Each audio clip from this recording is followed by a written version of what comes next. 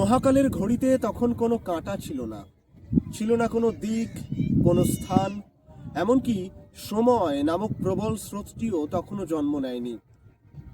সেই আদিম শূন্যতা কোনো নেই বা না এর শূন্যতা ছিল না, তা ছিল সম্ভাবনার শূন্যতা। যেন কোনো মহাজাগতিক বাদ্যযন্ত্রের তার টান টান করে বাঁধা, অথচ কোনো আঙুল তখনও স্পর্শ করেনি তাকে। সেই পরম অন্ধকারের গর্ভে সুপ্ত ছিল আজকের এই আকাশ, বাতাস, নক্ষত্র এবং আপনার আমার এই চেতনা। তারপর এক আকস্মিক মুহূর্ত অথবা মুহূর্তের ভগ্নাংশ, সেই বিন্দুসম অসীম ঘনত্বের আধার আর ভার সইতে পারল না। বিদীর্ণ হলো নীরবতা, বেজে উঠল অস্তিত্বের প্রথম সুর, এক মহাবিস্ফোরণ। বিজ্ঞানের ভাষায় বিগ ব্যাং, কিন্তু কাব্যের ভাষায় এ যেন সৃষ্টির আদি নাদ। সেই বিস্ফোরণে ছড়িয়ে পড়ল অকল্পনীয় শক্তি, যেন কোনো অদৃশ্য চিত্রকর হঠাৎ তার ক্যানভাসে রঙের পাত্র উল্টে দিলেন। তাপমাত্রা তখন কল্পনারও অতীত। সেই প্লাজমার মহাসমুদ্রে পদার্থ এবং প্রতিপদার্থের এক কুরুক্ষেত্র যুদ্ধ চলল। একে অপরকে ধ্বংস করে তারা মিলিয়ে যাচ্ছিল, কিন্তু সৌভাগ্যক্রমে কিছু পদার্থ বেঁচে গেল, যা দিয়ে আজ আমাদের শরীর গড়া। লক্ষ লক্ষ বছর ধরে মহাবিশ্ব ছিল উত্তপ্ত কুয়াশার চাদরে ঢাকা। তারপর তাপমাত্রা কমল, ইলেকট্রনরা খুঁজে পেল তাদের কক্ষপথ, আর ঠিক সেই মুহূর্তে মহাবিশ্ব স্বচ্ছ হল। অন্ধকার মহাশূন্যে তখনও কোনো তারার দ্বীপ জ্বলে ওঠেনি, কেবল হাইড্রোজেন ও হিলিয়ামের মেঘ ভেসে বেড়াচ্ছিল নিঃসঙ্গ নাবিকের মতো। কিন্তু মহাকর্ষ, সেই ধীর অদৃশ্য ভাস্কর, তার কাজ শুরু করল। সে ধূলিকণাকে কাছে টানল, মেঘকে সংকুচিত করল। চাপ বাড়ল, তাপমাত্রা আরো বাড়ল, এবং হঠাৎ মহাকাশের বুকে চলে উঠল প্রথম নক্ষত্র। এ যেন এক মহাজাগতিক দীপাবলি শুরু হলো। নক্ষত্রের বুকে চলতে লাগলো এক অদ্ভুত অ্যালকেমি বা রসায়ন। সাধারণ গ্যাস পুড়ে তৈরি হলো কার্বন, নাইট্রোজেন, অক্সিজেন, যা প্রাণের মূল উপাদান। আর যখন বিশাল নক্ষত্ররা তাদের আয়ু শেষ করে সুপারনোভা হিসেবে বিস্ফোরিত হলো, তখন তারা মহাকাশে ছড়িয়ে দিল সোনা, রূপা আর লোহা। আজ আপনার হাতের আংটির সোনা কিংবা রক্তে হিমোগ্লোবিনের লোহা, সবই সেই আদি নক্ষত্রের চিতাভস্য। আমরা আক্ষরিক অর্থেই নক্ষত্রের ধূলিকণা বা স্টার ডাস্ট। প্রায় 450 কোটি বছর আগে আকাশগঙ্গার এক প্রান্তে এক সাধারণ নক্ষত্র সূর্যের চারপাশে জমে থাকা ধুলো আর পাথরের টুকরো দিয়ে তৈরি হলো এক অশান্ত গ্রহ, পৃথিবী।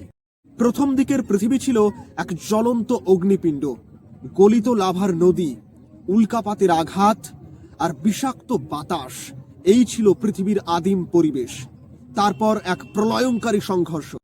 থিয়া নামের এক গ্রহের আঘাতেই হয়তো জন্ম নিল আমাদের চাঁদ।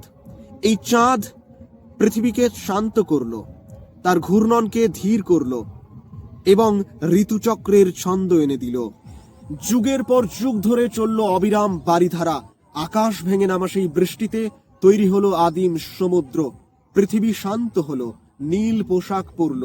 এই আদিম সমুদ্রের গভীরে কোনো এক আগ্নেয়গিরির উষ্ণ প্রস্রবণের কাছে রসায়নের এক অদ্ভুত জাদুতে ঘটল এক অলৌকিক ঘটনা। জড় পদার্থ হঠাৎ জীবন্ত হয়ে উঠল। একটি অণু নিজেকে প্রতিলিপি করার ক্ষমতা পেল। বেজে উঠল প্রথম প্রাণের স্পন্দন। এককোষী থেকে বহুকোষী, সমুদ্রের জল থেকে ডাঙার মাটি, প্রাণের সেই যাত্রা ছিল এক দুর্গম অভিযান। শ্যাওলা থেকে অরণ্য তৈরি হলো, জলচর প্রাণীরা ডাঙায় উঠে এলো। ডাইনোসরদের বিশাল পদচারণায় পৃথিবী কেঁপে উঠল। আবার মহাকাশ থেকে ধেয়ে আসা এক পাথরের আঘাতে তারা হারিয়েও গেল। প্রকৃতি দেখালো সে যেমন সৃজন করতে পারে, তেমনি ধ্বংস করতেও সে জানে। কিন্তু প্রাণ হার মানল না। ধ্বংসস্তূপের নিচ থেকে বেরিয়ে এলো ছোট ছোট স্তন্যপায়ী প্রাণী। তারপর বহু সময় অতিবাহিত হলো। আফ্রিকার জঙ্গল বা সাভানার বুকে একদল প্রাণী উঠে দাঁড়ালো। তারা কেবল খাবার খুঁজেই শান্ত থাকলো না, তারা আকাশের দিকে তাকালো। তাদের হাতে উঠে এলো পাথর, তারপর আগুন। আগুনের শিখা তাদের অন্ধকারে সুরক্ষা দিল, আর আগুনের চারপাশে বসে গল্প করার ছলেই হয়তো তৈরি হলো ভাষা। মস্তিষ্কের নিউরনে জ্বলে উঠল এক নতুন আলো, চেতনা। মানুষ প্রশ্ন করতে শিখল, আমি কে, ওই তারারা কারা? গুহার দেয়ালে আঁকা হলো বাইসনের ছবি, যা ছিল মানুষের প্রথম সৃজনশীল স্বাক্ষর। মানুষ ছড়িয়ে পড়ল সারা বিশ্বে, নদী তীরে গড়ে তুলল সভ্যতা, বানালো পিরামিড, লিখল মহাকাব্য। যে মহাবিশ্ব এতকাল নিজেকে কেবল ভৌত নিয়মেই চালিত করে এসেছে, এই প্রথমবার মানুষের মাধ্যমে সে নিজেকে দেখল। আমরা হলাম মহাবিশ্বের সেই অংশ যা নিজের সম্পর্কে সচেতন। আজ এই মুহূর্তে যখন আপনি এই ভিডিওটি দেখছেন, তখনও সেই 1400 কোটি বছরের ইতিহাস আপনার শিরাধমনীতে প্রবাহিত। আমাদের প্রযুক্তি আজ আমাদের চাঁদে নিয়ে গেছে, ভয়েজার যান সৌরজগৎ পেরিয়ে গেছে। আমরা নক্ষত্রের ভাষা বুঝছি, জিনের কোড ভাঙছি, তবুও সেই আদিম প্রশ্নগুলো আজও আমাদের তাড়া করে বেড়ায়। আমরা কি একা? আমাদের গন্তব্য কোথায়? অস্তিত্বের অনুরণন থামেনি। সৃষ্টির সেই আদিনাদ আজও প্রতিধ্বনিত হচ্ছে আমাদের হৃদস্পন্দনে, বাতাসের হিল্লোলে আর মহাকাশযান থেকে পাঠানো সংকেতে। আমরা মহাকালের এক ক্ষুদ্র ভগ্নাংশে দাঁড়িয়ে আছি ঠিকই, কিন্তু আমাদের ভাবনায় আমরা অসীমকে স্পর্শ করি।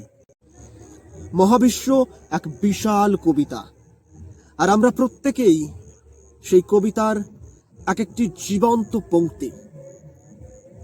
কাহিনী এখনো শেষ হয়নি, লেখা চলছে। আসুন কাহিনীর পরবর্তী কিছু অংশ একসঙ্গে পর্যবেক্ষণ করি।